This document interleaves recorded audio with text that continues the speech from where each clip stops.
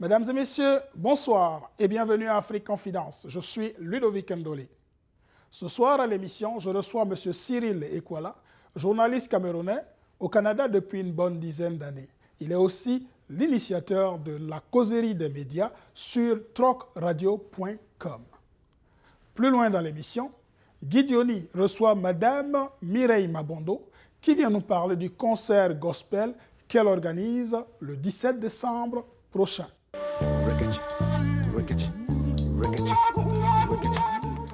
Toujours un plaisir de vous retrouver sur le plateau de Afrique Confidence. Ludovic Ndoli, aujourd'hui avec M. Cyril Ekwala.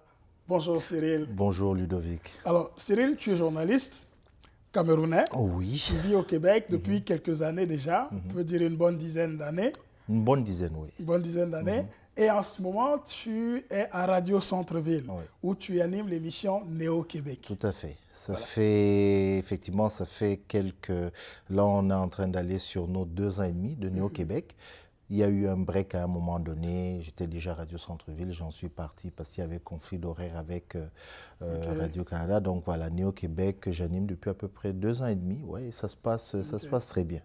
Alors, parlons un peu de toi d'abord rapidement avant de venir à Néo-Québec. D'accord. Oui, parce que là, tu es un néo-québécois. Qu'est-ce qui t'a poussé à lancer Néo-Québec? Est-ce que c'est tiré de ton expérience à toi? C'est tiré de mon expérience parce que, comme je suis sûr que tu as entendu cette expression, toujours communauté culturelle. C'est ça. Et voilà. Et moi, c'est une expression que, oui, je vais le dire que je n'aimais pas beaucoup. Puis je disais, mais pourquoi communauté culturelle? Et ce qu'on appelle les Québécois de souche, ils sont bien une communauté culturelle puisqu'ils ont une culture. Exactement. Voilà. Donc on disait Québécois de souche. Puis j'ai dit, nous sommes des néo-Québécois en fait, puisqu'on parlait de nouveaux Québécois, mais aussi des nés au Québec. C'est parce qu'on en a qui sont nés au Québec, mais ils ne sont pas tout à fait des Québécois de souche dans le sens où ils ne sont pas blancs. Hein. Donc j'ai dit Néo-Québec, j'ai dit Néo-Québec parce que voilà, j'estimais il fallait entendre aussi cette voix-là. Celle des Néo-Québécois.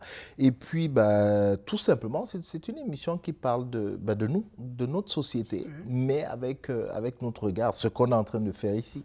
Okay. C'est ça. On devrait s'appeler Néo-Québec Confidence. Ah ouais, hein, pourquoi pas. Alors, donc, Néo-Québec, là, on parle beaucoup d'immigration.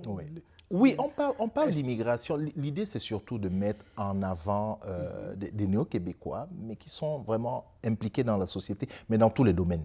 C'est dans les domaines politiques, dans le domaine économique, dans le domaine social, bref, dans toutes les sphères de la société, ça parle beaucoup de... C'est sûr que les sujets qui concernent beaucoup plus les néo-québécois, donc l'immigration, l'intégration économique surtout, l'intégration sociale, c'est sûr que sur ces sujets, on met un peu plus d'accent que, bien évidemment, les autres médias qui ont autre chose. Voilà, c'est essentiellement ça. Mais surtout, on essaie de faire quand même beaucoup de profils pour ressortir un peu les individualités qu'il y a dans cette communauté-là. Et le journaliste que tu es, quand tu es devant ton micro et que tu parles à ton public, comment tu sens ce public-là? Est-ce que tu crois qu'il embarque? Est-ce que c'est un public qui s'intéresse à ce que le journaliste que tu es, est-ce que c'est un public qui s'intéresse à ce que tu fais ou... J'ai la certitude que oui, il s'y intéresse. Il s'y intéresse, sinon, non, je ne continuerai pas. Je pense que même quand je sors de mon studio, que je rencontre les gens, les retours que nous avons aujourd'hui, on a les réseaux sociaux qui nous permettent d'être en contact permanent avec le public. On le sait, on le sent, le public est intéressé, a envie d'entendre autre chose. Et quand je dis le public, c'est même le public, alors, beaucoup plus large. C'est-à-dire que les Québécois qui justement... ce ne sont plus les néo-québécois. Non, plus les néo-québécois. Les Québécois en voilà. termes... non, ils sont intéressés parce que ça permet de savoir un peu avec qui on vit et comment on vit les uns les autres. Donc je pense que non, il y a un intérêt manifeste pour cela. Il y a un intérêt. Okay. Et est-ce que ça rentre dans le cadre de cette diversité dont on parle? Parce que jusque-là, on se dit que sur les médias, on voit très peu de journalistes. Est-ce que ça... Quand on regarde Radio Centre-Ville, c'est vrai, on a les médias qu'on appelle les médias traditionnels ou les médias nationaux qui sont là. Et puis, on a ces médias communautaires. est-ce qu'on sent plus la diversité côté communautaire ou... Oui, on la sent, on la sent. C'est sûr que le débat, aujourd'hui, on ne parle même plus de débat. Il y a un constat, c'est sûr que la diversité n'est pas représentée suffisamment dans les grands médias. On a vécu il y a quelques jours cette espèce de polémique née de la vidéo sur le 375e de la ville de Montréal. Cette diversité n'est pas assez visible, si je puis m'exprimer ainsi. Donc, au niveau communautaire, on la voit, on la sent, mais aujourd'hui, ces grands médias viennent vers ces médias dits communautaires pour récupérer, pour recruter et surtout pour voir de quoi est-ce qu'on parle. Oh, et, oui, tout à fait. C'est intéressant, ça. Puisque moi, j'ai été contacté plus d'une fois par des grands médias sur certains sujets bien précis. Ou alors, quand ils s'intéressent à une communauté bien précise, ben, ils vont faire appel à nous parce qu'ils ne savent pas comment la contacter. Okay. Ouais, effectivement. Non, je pense qu'il y a un intérêt parce que on est à Montréal, on a envie de le vivre ensemble, mais pas seulement une expression, même si c'est pas seulement une expression. Moi, je suis un optimiste. OK. Ça, je le sais. Oui. Ça, je le sais. C'est d'ailleurs l'une des raisons pour lesquelles tu as lancé aussi la causerie des médias. Oui, alors la causerie des médias, alors il faut que je dise aux téléspectateurs d'Afrique Confidence, c'était pour sortir Ludovic de son siège. Hein? De son studio. Oui, de son studio surtout. Non, on a lancé cette émission. Je préfère dire on parce que j'ai eu l'idée, mais toi, comme d'autres, avez embarqué tout de suite. C'est pour ça que je dis que c'est une aventure collective. On le fait aujourd'hui sur une plateforme qui est une talk radio. Talk radio, c'est une web radio. Parfait. D'ailleurs, j'invite tous ceux qui nous regardent à s'y connecter. C'est talkradio.com. C'est une plateforme, c'est une web radio. Et comme toute web radio, elle est à ses débuts. Et on est parti avec cette idée de causerie des médias. Mais c'est pour que tu arrêtes de m'interviewer, de faire mon entrevue. On va donc s'arrêter là pour quelques minutes. Oui. On va revenir. D'accord. Quand on va revenir, effectivement, on va mettre l'accent sur ça. Sur ça, ok. Qu'est-ce qui a poussé à mettre sur pied cette plateforme-là des médias?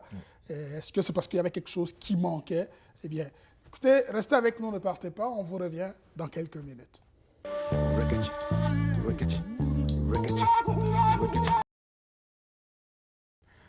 De retour sur le plateau d'Afrique Confidence et ce soir, nous sommes avec M. Cyril Ekwala, journaliste avec lequel nous parlons de ses projets, parmi lesquels la causerie des médias.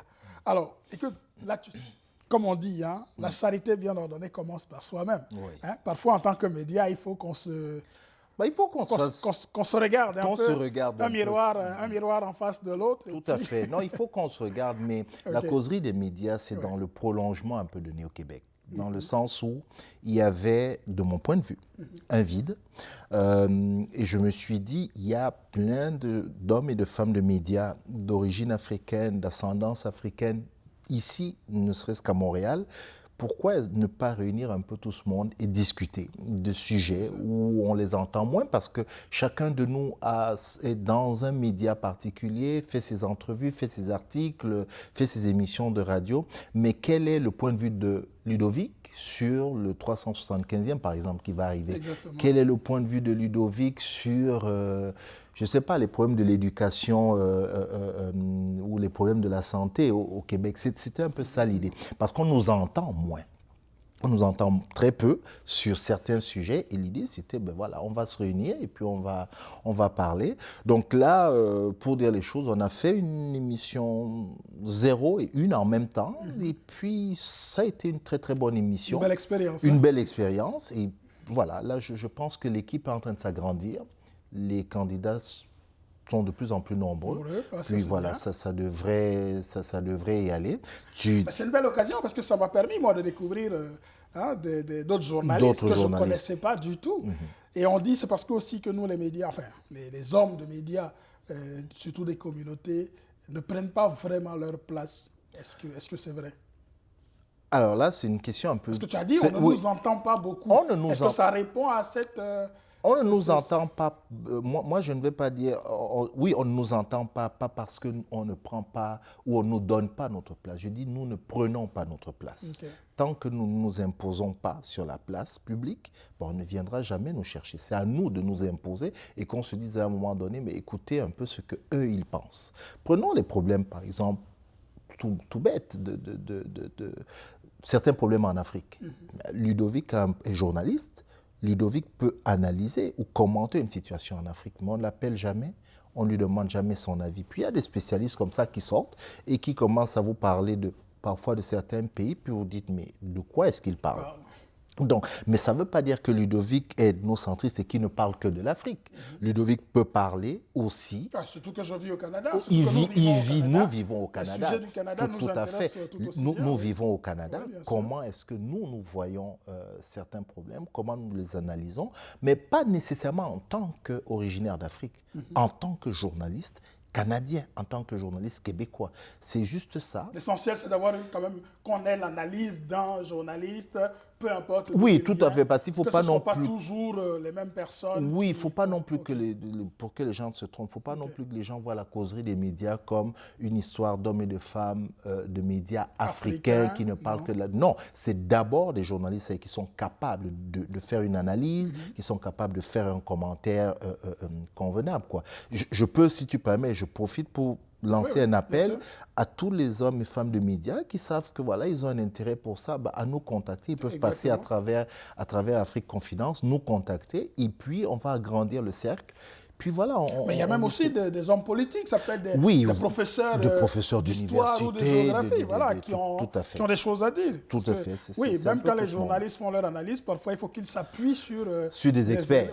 Des experts, des gens qui sont dans le domaine, qui ont des domaines bien spécifiques. Mais j'espère quand même qu'à travers cette expérience-là, ce n'est pas juste une émission. C'est qu'au-delà de ça, on va quand même constituer un cercle de personnes qui donnent leur point de vue. C'est comme ça que de néo-québécois... Est-ce qu'il y a une association quand même des journalistes Nous sommes en train de la bâtir. Nous sommes en train de la bâtir. Nous sommes en train de la mettre sur pied. Elle a déjà été immatriculée et tout. Nous sommes en train de la bâtir. Peut-être qu'à travers justement la causerie des médias, on en aura plus pour que ce ne soit pas juste une affaire de 3, 4, 5, 6 personnes. Tout à fait. Et le faire, ce n'est pas s'enfermer justement, c'est plutôt de permettre à des jeunes de découvrir que oui, on peut ne pas être on va les citer, c'est le plus grand média au Canada, Radio-Canada, on peut ne pas y être, mais faire correctement ce métier-là. De toute façon, ça va de soi, le travail du journaliste, c'est aussi un travail de mobilisation. On informe et on permet aux gens de vivre leur citoyenneté de façon pleine. Tout à fait. Je pense que nous avons ce devoir-là en tant que journalistes. Nos jeunes gens ici qui veulent aller en entrepreneuriat, pourquoi pas aussi. Leur ouvrir des portes, leur apporter les éléments qu'on peut. Tous ces gens qui ont besoin d'aller en politique, ils ont besoin des médias pour les accompagner. Mais exactement. C'est la causerie là qu'on est en train de... Alors, rapidement, le dernier message que tu as... Non, le dernier message, d'abord, te dire merci, vraiment merci de m'avoir permis de passer ce message-là. Et puis, te dire que, dire à ceux qui nous écoutent que nous avons notre place au Québec, il faut la prendre. C'est tout ce que je dirais. Et je pense que les gens comprennent. Parfait. En tout cas, merci beaucoup Cyril d'être venu. C'est moi qui... Je crois qu'on aura l'occasion. C'est moi qui te remercie. Bientôt sur le plateau de la causerie. Trocradio.com. Voilà, donc on va pouvoir parler d'un autre sujet. Et on invite le public, le grand public, on vous invite à suivre trocradio.com, pourquoi pas. J'y serai aussi de temps en temps pour donner mon point de vue sur certains sujets pointus. Ici au Canada. On s'intéresse à tout. Maintenant, là, la politique, tout ce qui est en fait, même les ordres professionnels, on va commencer à les kikiner un peu. Il faut les bousculer un peu pour qu'ils comprennent que oui, pourquoi pas. On a des Africains qui arrivent ici, on a des gens de la communauté culturelle qui arrivent ici, et on sait que ces gens-là ont leur place. Alors, tant qu'on ne bouscule pas nous-mêmes, les portes resteront toujours fermées. En tout cas, merci d'être resté avec nous. Ne partez pas. On vous revient dans quelques minutes.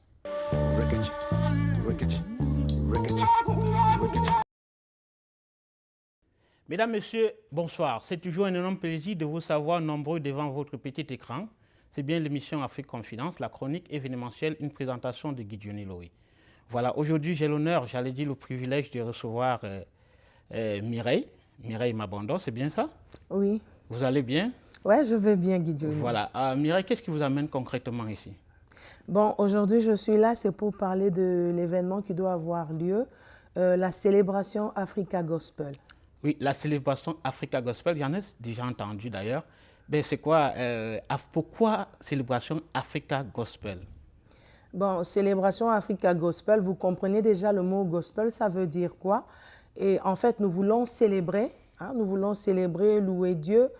Étant donné que nous approchons de la fin de l'année, il est impératif ou tout à fait normal pour nous d'être reconnaissants envers ces dieux-là qui nous a gardés, qui nous a donné le souffle de vie. Et puis, vous conviendrez avec moi que la Bible dit que tous ceux qui respirent louent l'Éternel. Oui, effectivement, dans Psaume 150. Exactement. Et puis, il y a aussi un autre verset, c'est ça mon verset phare, qui dit que l'heure vient où les vrais adorateurs adoreront les pères en esprit et en vérité. Donc, je considère que l'heure est déjà arrivée. Donc, c'est tout à fait normal que nous nous retrouvions pour adorer le Seigneur. Bon, Africa, pourquoi? Parce qu'il y a l'aspect culturel africain que nous voulons mettre en valeur. Vous savez, nous sommes tous il y a des immigrants, nous sommes ici.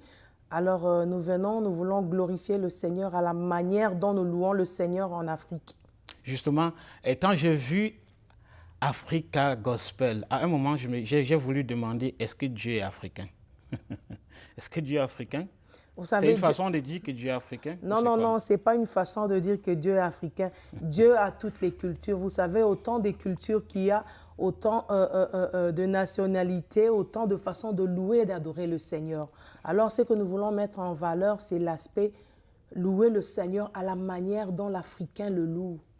Très bien. Et cela n'empêche pas que qu'est-ce que je veux dire, c'est que nous le louons, mais dans la diversité, puisqu'il y a d'autres cultures, d'autres chanteurs qui seront là, d'autres communautés qui vont adorer le Seigneur aussi. Mais quelle est la façon, la distinction que vous établissez entre la façon de louer Dieu à l'occidental et à l'africaine? Quel est le distinguo? Est-ce qu'il y a une nuance? Bon, en tout cas, moi, ce que je peux dire, je pars d'un exemple personnel. Vous savez, moi, c'est parti un peu... Il y a la nostalgie, hein. C'est bien, nous chantons ici dans les églises, nous chantons, comme il y a la diversité culturelle, nous ne voulons pas trop chanter dans les langues que tout le monde ne comprendrait pas. Okay. Alors, pourtant, nous savons qu'il y a des moments où, quand tu veux louer le Seigneur, moi, je prends les langues comme un véhicule. Ok, si je vous comprends bien, ça veut dire, en fait, vous voulez tout simplement dire que ce serait l'occasion de pouvoir adorer le Seigneur dans nos langues vernaculaires, pourquoi pas, les langues africaines. Exactement. Étant donné que Dieu est le même, il ne change pas, quelle que soit sa culture, son origine, nous servons tous un même Dieu, mais l'occasion est de pouvoir de nous ressourcer un peu, de rentrer, de louer Dieu dans en mettant en exergue nos valeurs culturelles, nos langues vernaculaires. Oui, c'est tout à fait ça, oui. Voilà, et cela me ramène aussi un peu à Psaume 150 dont je venais de faire allusion, où Dieu demande de louer avec les tambours, avec les instruments à cordes, avec les tam-tams, de louer Dieu en tout temps. Au fait, je crois que c'est bien indiqué cet événement. Mais quel est le public qui est attendu à cet événement-là? Vous savez, ça s'adresse à tout le monde. Hein. La Bible dit que tous ceux qui respirent louent l'Éternel. Donc, si vous respirez, je respire, et quiconque qui respire, ça s'adresse à toute personne qui respire. Voilà, et l'événement aura lieu où probablement? Parce que jusqu'ici, est-ce qu'il y a un lieu fixe? La date, le lieu de l'événement? Ah ouais, la date reste toujours le 17 décembre. À quelle heure? À 19h. Et quels sont les artistes? À 18h plutôt. À 18h. Et quels sont les artistes attendus? Quel est l'artiste Oui, phare? les artistes attendus, nous avons Olivier Calabassi qui nous viendra de la France. Nous avons ici Luc Loctega. Nous avons Musette Descartes. Nous avons Laetitia Labrec, oui. Nous avons, il y a un pasteur qui sera là, Jacques Kambala. Ok, puis, la liste n'est pas exhaustive. Oui, bon, la liste n'est pas exhaustive, mais il y a quand même il y a des artistes qui vont performer. Alors, donc, si je comprends bien, c'est la fin d'année, c'est l'occasion de dire merci à Dieu parce qu'il a veillé sur nous, quelle que soit sa chapelle, quelle que soit sa religion, quelle que soit son appartenance religieuse ou sa dénomination religieuse, tout le grand public est invité le 17 décembre prochain. On pourrait être au collège Maisonneuve. Donc maintenant, est-ce que les billets, comment on fait pour rentrer en possession? Est-ce que c'est gratuit? Est-ce qu'il faut acheter son billet pour y être? Non, ce n'est pas gratuit, quoique nous aimerions le faire. Okay. Mais il y a des coûts à Mais la payer. Bible dit que tout ce que vous avez reçu gratuitement, donné gratuitement. Pourquoi on doit payer l'entrée? Expliquez-nous. Pourquoi on doit payer l'entrée? On paye l'entrée. C'est quand même une façon aussi de nous aider à défrayer, à couvrir un peu ces dépenses-là. C'est que vous avez eu à dépenser. Voilà, ouais, c'est ça. Donc, ça coûte combien? Si c'était gratuit, on l'aurait fait. Donc, ça coûte combien l'entrée, le billet? Ça coûte $25, le billet. Il y a ça, c'est le tarif régulier. Okay. Pour enfants de 5 à 10 ans, le tarif est à $10. Donc, ça veut dire concrètement, c'est pour combler un peu les dépenses que vous avez eu à mettre et que tout le monde est prioritaire là-dedans. Voilà, tout le monde est très important. Donc, les billets, c'est combien? Vous avez dit $25. $25 pour un adulte régulier, $10 pour enfants de 5 à 10 et $50 pour first class. C'est une occasion ultime d'aller rendre gloire à Dieu, d'aller dire merci à Dieu pour ce qu'il a fait pour nous durant l'année 2016. Et pourquoi pas, qu'est-ce que nous pouvons remettre à Dieu si ce n'est que le fruit de nos lèvres, Mireille?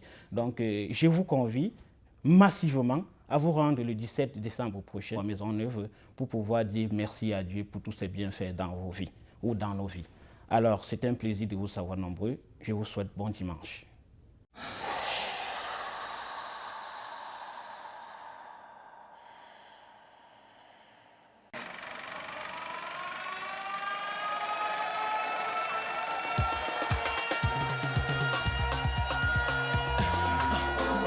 Si tout le monde confesse, et pourquoi pas tout rythme pour Dieu? L'air a sonné actif.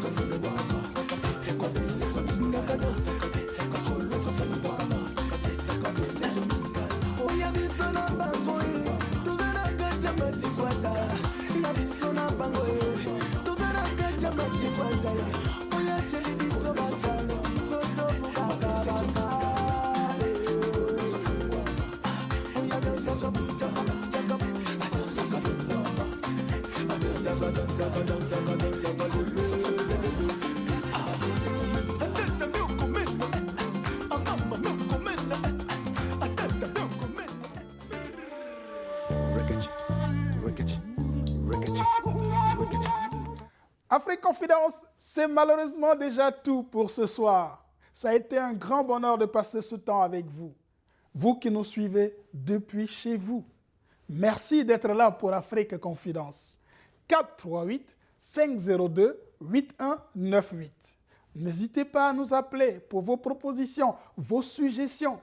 Mais nous comptons aussi sur vos publicités, vos commandites pour faire avancer cette émission. Vous pouvez aussi visiter notre page Facebook et n'hésitez pas à nous envoyer des messages. C'est très important. Merci encore une fois d'être là. 438-502-8198. Nous vous attendons. Bonsoir et merci chez vous.